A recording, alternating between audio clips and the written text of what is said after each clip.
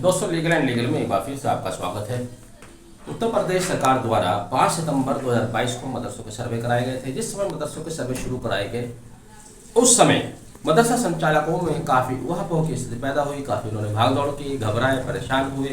लेकिन फिर सरकार ने भी उनकी परेशानी को समझते हुए उनको बहलाया, फुसलाया, उनको थोड़ा सा लेवल किया, मक्खन लगाया और वह सीधे सीधे सरकार के अनुसार जिस तरह से वो सर्वे कराना चाहते थे उस सर्वे में हिस्सेदार बन गए। उनको लग ये रहा था कि ये सर्वे यहीं तक सीमित है, सर्वे हो जाएगा और बात खत्म हो जाएगी। लेकिन तब भी हमने उनको बताया था कि ये सर्वे केवल डेटा इकट्ठा करने की कवायद है। सरकार चाहती है कि उसको पता चल जाए कितने मदरसे हैं, कहाँ कहाँ चल रहे हैं। वो उनके एड्रेस लेना चाहती है, वो उनके नाम लेना चाहती है। इससे ज़्यादा सर्वे का कोई उद्देश्य नहीं है। बाकी कायदे कानून की जो बात है वो बाद में आएगी और अब वो स्थिति आने वाली है। 5 अक्टूबर को सर्वे का कार्य, डेटा इकट्ठा करने का कार्य लगभग पूरा हो गया था। 17 नवंबर के दिन ये खबर आई कि अल्पसंख्यक मंत्री ने कहा है, उत्तर प्रदेश के अल्पसंख्यक मंत्री ने कहा है कि जितने भी गैर मान्यता प्राप्त मदरसे हैं उनकी सूचनाएं पोर्टल पर अपलोड की जाए। पोर्टल पर उनकी सूचनाएं अपलोड लगभग की जा चुकी हैं, सूची सामने है, लेकिन इस सूची में आधिकारिक रूप से इसकी पुष्टि नहीं की जा सकती है। फिर भी इस सूची के अनुसार आप देखिएगा पूरे प्रदेश में 8,449 मदरसे ऐसे दिखाए गए हैं जो कि गैर मान्यता प्राप्त हैं। ये वही मदरसे हैं जिन्होंने सर्वे में पार्टिसिपेट किया। हालांकि हमने तब यह भी कहा था कि जिस तरह से स्कूल होता है, मदरसे अरेबिक वर्ड है, इंग्लिश में अगर इसको ट्रांसलेट करते हैं तो स्कूल ही बनता है इसके मायने। तो जिस तरह से कि स्कूल चलता है, स्कूल वालों को बहुत सारे नॉर्म्स पूरे करने होते हैं, इसी तरह से मदरसे वालों को भी नॉर्म्स पूरे करने पड़ेंगे। इसमें कोई हर्ज भी नहीं है। वो नॉर्म्स क्या आएंगे वो सरकार बनाएगी, वो बाद में सरकार गाइडलाइन जारी करेगी, नॉर्म्स जारी करेगी, मानक जारी करेगी। हालांकि यहाँ पर एक स्थिति यह भी है, कुछ मदरसे, गिने चुने मदरसे हर शहर में जिनको राज्य सरकार ने मान्यता दी है, वह मदरसा बोर्ड द्वारा मान्यता प्राप्त हैं। साल 2017 से मदरसा बोर्ड द्वारा मदरसों को मान्यता देना बंद किया हुआ है, मदरसों को मान्यता नहीं दी जा रही है। अब लगता ऐसा है, जब ये सर्वे शुरू हुआ तभी से ऐसा महसूस हो रहा है कि सरकार को इनके लिए ब्रॉडर गाइडलाइन लाएगी और वह गाइडलाइन वही होगी जो लगभग स्कूल संचालकों के लिए होती है, स्कूल चलाने वालों के लिए होती है। हालांकि यहाँ पर सरकार, चुके हिंदुस्तान में हर बात का पॉलिटिकल बेनिफिट भी लिया जाता है, पॉलिटिकल एंगल से भी देखी जाती है।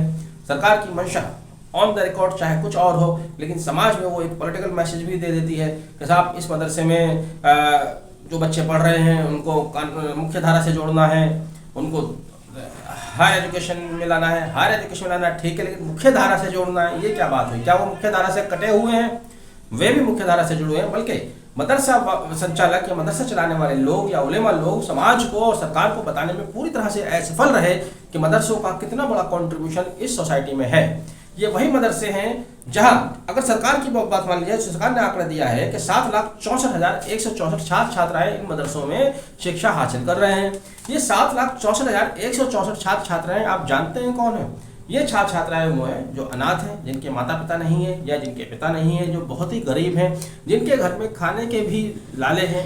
उन बच्चों को मदरसे वाले अपने यहाँ लाकर बिल्कुल फ्री में पढ़ाई कराते हैं, फ्री में उनको किताबें देते हैं, फ्री में उनको यूनिफॉर्म देते हैं, फ्री में उनको हॉस्टल फैसिलिटीज देते हैं। मदरसे वाले चूक यहाँ कर गए कि उन्होंने समय के साथ अपनी तालीम को, अपनी एजुकेशन को अपडेट नहीं किया। जिस तरह से कि स्कूल के मानक होते हैं उन मानकों के तो पास भी नहीं गए। अभी जब हम खुद इस सर्वे के कार्य में जुड़े, इसको हमने देखा, बाहर से हमने देखा और इसमें लोग मदद भी की, तब हमने देखा कि लगभग सारे ही मदरसे, गिने चुने 2-4 को छोड़कर, इस तरह से चल रहे हैं कि उनकी ना कोई रजिस्टर्ड सोसाइटी है ना ट्रस्ट है। तो हमने लोगों को बताया कि कम से कम आप अपना ट्रस्ट रजिस्टर कराइए, सोसाइटी रजिस्टर कराइए, उसके बाद जो सरकार मानक देती है उन मानकों को पूरा कीजिए।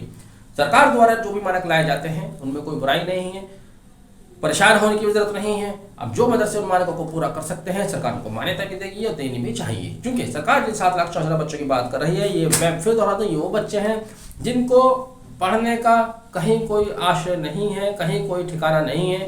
दुनिया का कोई स्कूल उनको इस तरह से निःशुल्क नहीं पढ़ा सकता जिस तरह से मदरसे वाले उनको तालीम दे रहे हैं। बस करना ये था कि आज़ादी के पहले भी जब मदरसे चला करते थे तो वह बेसिक एजुकेशन अपने यहाँ कराया करते थे। बहुत बड़ी बड़ी हस्तियाँ, रविंद्रनाथ टैगोर हों, चाहे हमारे मुंशी प्रेमचंद हो, चाहे मौलाना अबुल कलाम आज़ाद हो, ये सब मदरसे के प्रोडक्ट हैं। और बहुत सारी बड़ी बड़ी हस्तियां हैं, क्योंकि उस समय सरकार के पास ना स्कूल था, ना सिस्टम था, ना एजुकेशन विभाग था, हम अंग्रेजों के गुलाम थे। उस समय से मदरसे काम कर रहे हैं। उस समय मदरसे Hindi, English, mathematics, Urdu, Arabic सब पढ़ाया करते थे। लेकिन अब आकर यहाँ उनके गुणवत्ता में बिल्कुल गिरावट आई, वहाँ से दूर होते चले गए और एडवांस एजुकेशन के साथ अपने आप को अपडेट नहीं किया। कुछ मदरसे हैं जिन्होंने किया है, वह अच्छा कर रहे हैं और सरकार के इस तरह के सर्वे या किसी भी तरह की गाइडलाइन को पूरा भी करेंगे, करते भी हैं। बहरहाल अब मदरसों के खिलाफ कार्रवाई होना निश्चित है। कार्रवाई भी किस शक्ल में होगी, सरकार सीधे सीधे उनसे मानक पूरे करने के लिए कहेगी कि आप मानक पूरे कीजिए, वो मानक उनको पूरे करने ही होंगे। तो अभी 8,449 मदरसे इसकी जद में आए हैं। सबसे ज़्यादा मदरसे मुरादाबाद में 1,000 मदरसे ऐसे हैं जो कि गैर मान्यता प्राप्त सरकार के अनुसार हैं और हैं। मेरठ में भी 168 मदरसों की सूची है जो गैर मान्यता प्राप्त की श्रेणी में आ रहे हैं। मदरसा चलाने वालों को खुद ये नहीं मालूम कि वो आखिर कर क्या रहे हैं। कुछ मदरसे तो ऐसे हैं जो कुरान शरीफ की कोचिंग देते हैं, एक छोटे से कमरे के अंदर कोचिंग चला रहे हैं, लेकिन बाहर बोर्ड उन्होंने मदरसे का लगा दिया और अपने आप को सर्वे में भी शामिल करा लिया। अब वो सरकार का कोई भी नॉर्म्स पूरा करने की स्थिति में किसी भी तरह से नहीं है, कर ही नहीं सकते, तो उनका तो बंद होना लाजमी है। या तो वो अपनी व्यवस्था बनाएंगे, अपनी बिल्डिंग बनाएंगे, सरकार के मानक को पूरा करेंगे, नहीं तो भाई बंद होना ही पड़ेगा। बहरहाल तैयारी कीजिए, मदरसों के खिलाफ कार्रवाई अब होना तय है। आप सूचनाएं अपलोड हो चुकी हैं पोर्टल पर, हालांकि मैं अभी उन सूचनाओं की आधिकारिक पुष्टि नहीं कर रहा हूँ। लिस्ट मेरे पास है, वो मैंने साइड में भी चलाई है और आपको उपलब्ध भी कराई जा सकती है। Thank you.